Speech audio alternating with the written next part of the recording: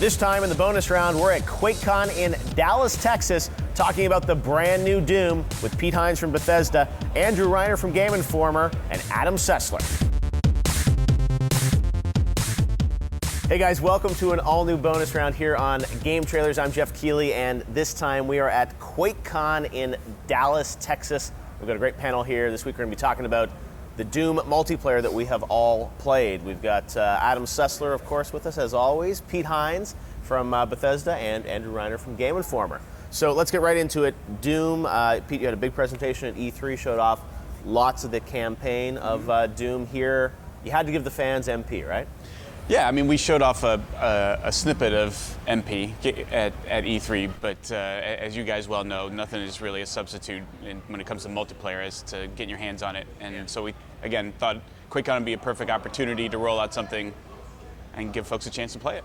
Right. And we've been lucky enough to be some of the chosen few to play MP. And I mean, my first impression was it's definitely Doom. It's what you'd expect from Doom MP. What do you think, Ryan? Yeah, it's like, you know, in the best ways going back 20 years. You know, it's this intimate meat grinder of an MP experience, you know, that you don't really get anymore. It's just, you just get in there, you know, it's 6v6, and the sight lines are really short, so it's all, you know, the action's always like right in front of you.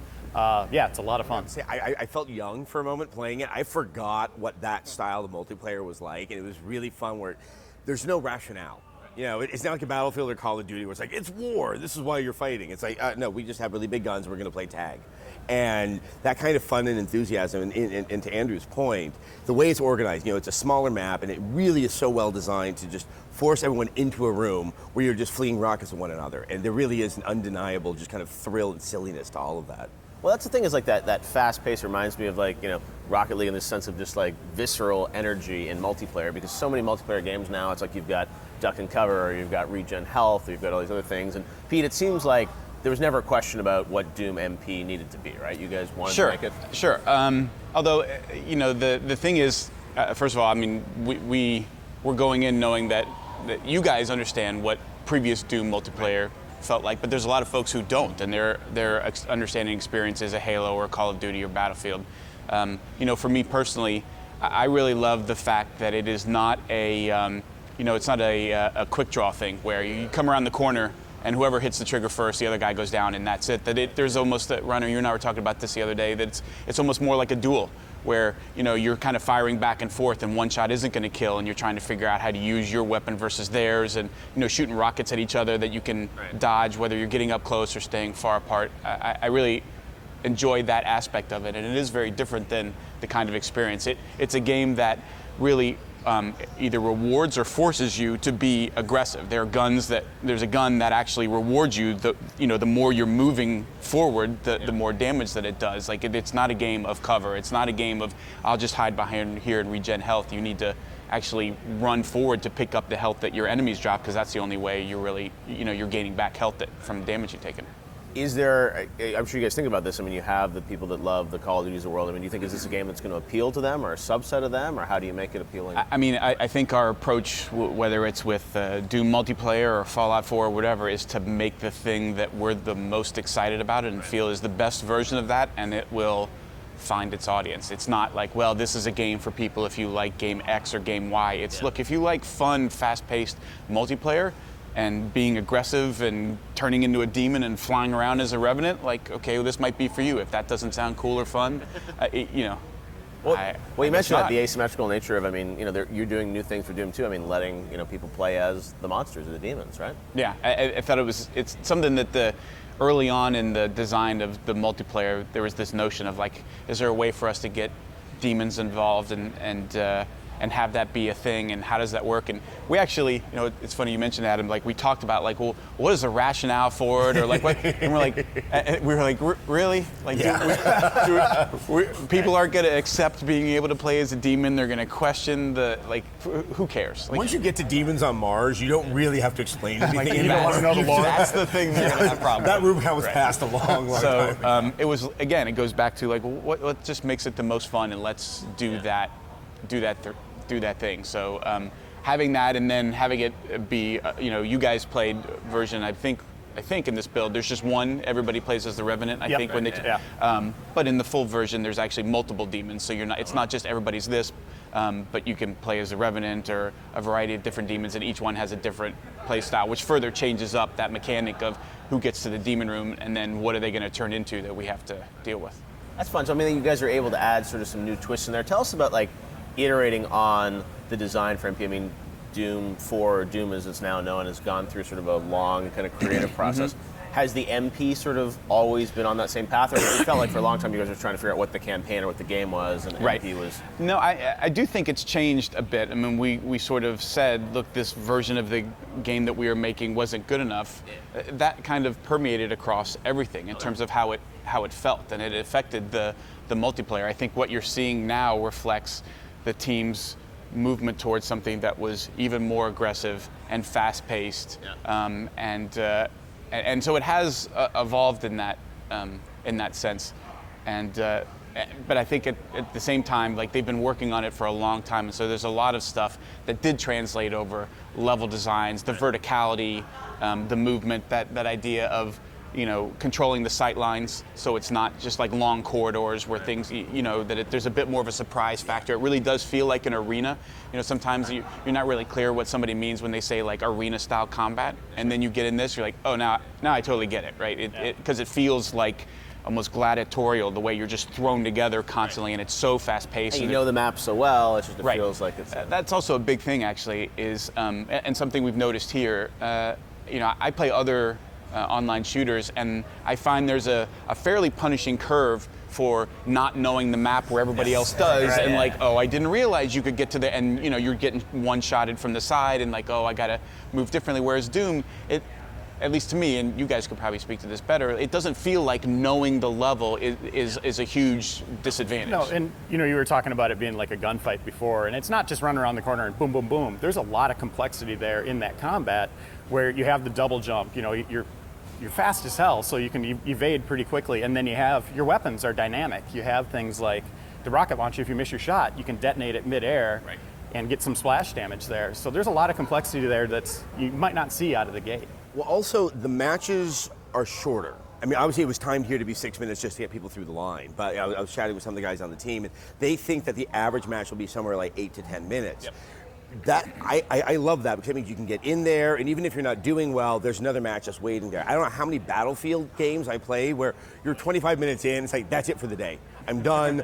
I'm exhausted, and that, you know, I think it'll be nice, and I think it'll be more appealing to a broader spectrum of people, that I can get 2 or 3 matches in about a half hour, feel good about that, and then come back the next day.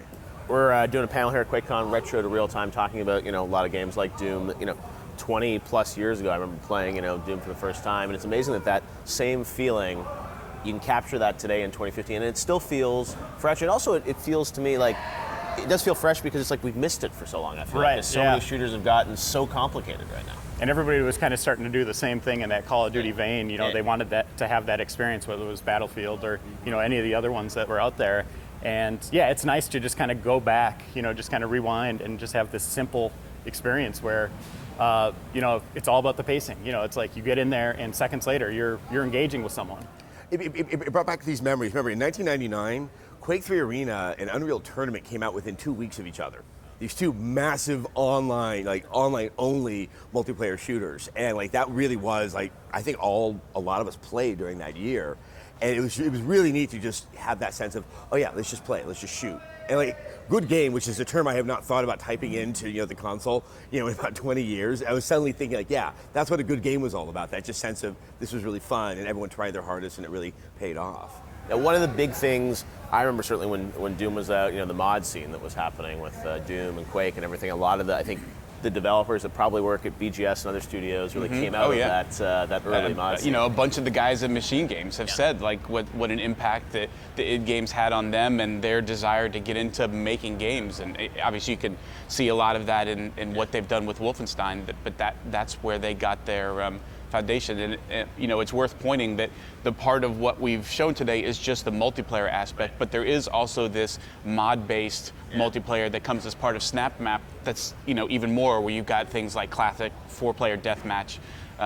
That gives even some more variety. It's almost like its own separate little game over here, separate from the base multiplayer, with all of its different modes and maps and Yes, ways of playing. you guys mentioned and showed a little bit of that at E3, but so you have the snap map. That's all going to come sort of day one in the package. And people can It start is creating levels? an option in your menu. Where you play the campaign, you play multiplayer, you jump into snap map, and when you jump into snap map, that means a million different things. You can do single player and play through just a single player thing. You can grab a buddy and play co-op, or you can be like, yeah, let's do like 4-player deathmatch with just the 4 of us and jump into a map somebody made and start playing. And it's literally like press a button and you're in. So it's going to be a great integrated part of the game. It's not a thing like Fallout where, well, you need the mod tools and it's a separate download that only works on the PC, and it's part of Doom. Yeah.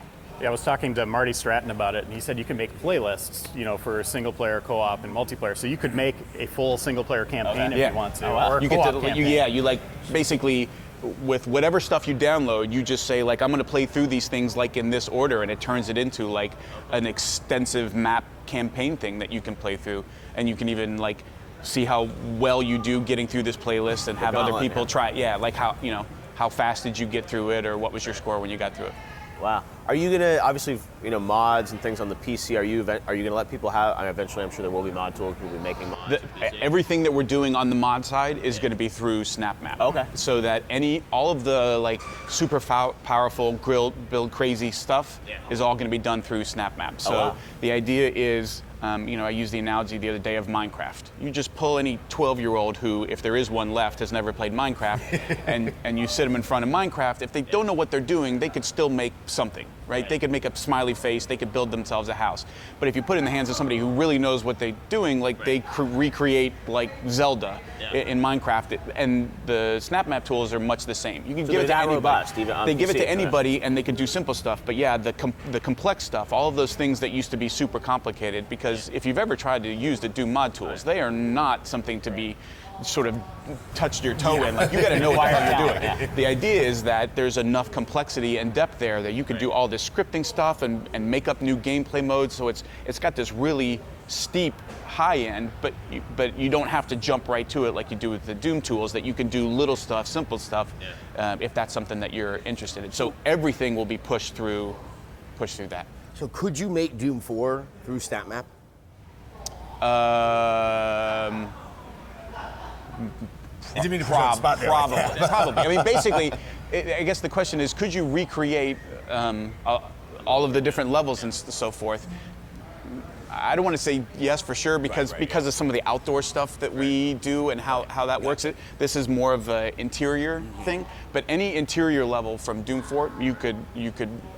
So it's the rough architecture. I could make like a Duke Nukem 3D level in Doom. Yeah, the difference is like you get some of the stuff that we showed at E3 with the Foundry, where you've got these massive open spaces. Well, SnapMap isn't something that's saying like, here, build this cavernous interior space. It's more about like the stuff that you saw in multiplayer, where it's a little bit more, it's tighter, and you're not worrying about building an interior space that's 30 stories high and half a mile across. Can you, on the PC, will you be able to do more because of sort of the mouse keyboard interface? SnapMap, or it's pretty similar? I mean, the idea is that it's just SnapMap is just SnapMap, and how the UI works on the PC will be different than on the console. But the idea is that the functionality is the same. What it does is the same, and the SnapMap, by the way, like they use that stuff all the time in the game when they're going through to like mock up a level. That they'll take SnapMap stuff to kind of do the quick version of like, well, how should this be laid out, and snap stuff together. So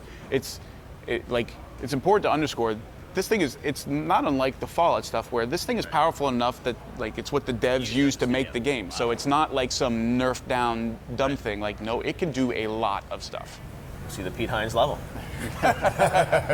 Yes, definitely. I made a room. Exactly. There's nothing in it. It has a demon in it. He shoots you. So if Adam's on PS4 and I'm on Xbox One and you're on PC, I make a map. Can I share it with both of you? So the way it works is that, and this is part of what we talked about with BethesdaNet. The idea is that BethesdaNet is the thing to which you are publishing to and pulling stuff from. And so you created a BethesdaNet account, you're playing Doom, We don't care what platform you're playing on. You just say, I want to upload this thing that I made, and anybody else who's logged in can just say, I want to play that map, and you download and play it. Now, what it doesn't allow for is, I was talking about like 4-player deathmatch. Well, obviously, we're not supporting cross-platform play, but the content can be uploaded, downloaded, and shared because the game doesn't care. The game doesn't even know. It just knows Reiner wants to play that map. You click on it, you download it to whatever platform you're playing on, and it just works. All right, guys, we can't wait to check out Doom next spring, and we will be back next time with more right here in the bonus round.